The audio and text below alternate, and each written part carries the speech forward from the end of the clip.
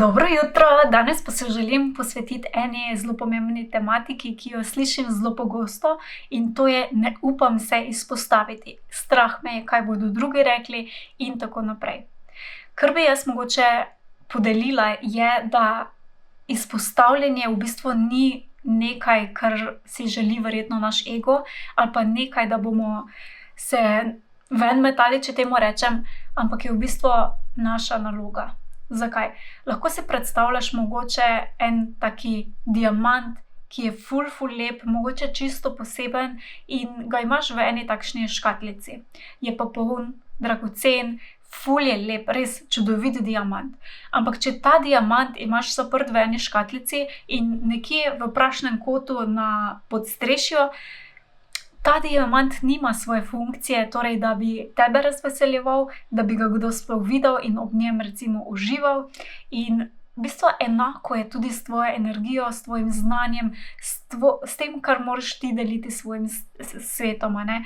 Če se skrivaš, si v bistvu kot ta diamant, ki ima vso tisto znanje, vso to energijo, ki jo svet definitivno potrebuje, ki ima tisto, kar tvoje stranke čakajo, da jim podariš, in če se ti v bistvu nekje v kotu skrivaš, da sploh ne morejo vedeti, da obstajaš, jim seveda tega ne moreš predati.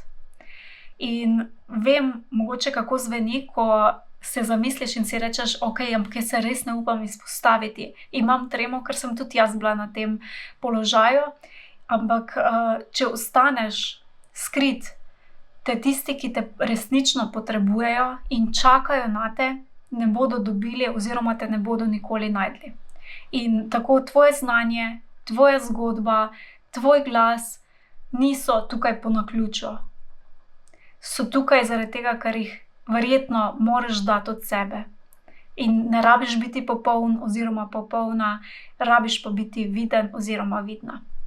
In vsak diamant, a ne, tako kot si tudi ti, zasije torej na svetlobi, ko ga drugi lahko občudujejo, vidijo. Pa ne mislim s tem, da sebe jemlješ kot diamant in da te bodo drugi zdaj gledali in občudovali, ampak bolj to, da deliš v bistvu za to svoje poslanstvo s tistimi, v bistvu, ki te čakajo in ki te najbolj potrebujejo. Tako da upam, da ti to mogoče osvetli eno stran tega, da izpostavljanje ni to, da smo mi se hvalimo ali pa da polnimo svoj ego, ampak je v bistvu nekako tudi naše delo oziroma naša naloga, da pridemo pred tiste ljudi, ki nas najbolj potrebujejo. Upam, da ti pomaga, lahko pa svoje mnenje seveda deliš tudi spodaj.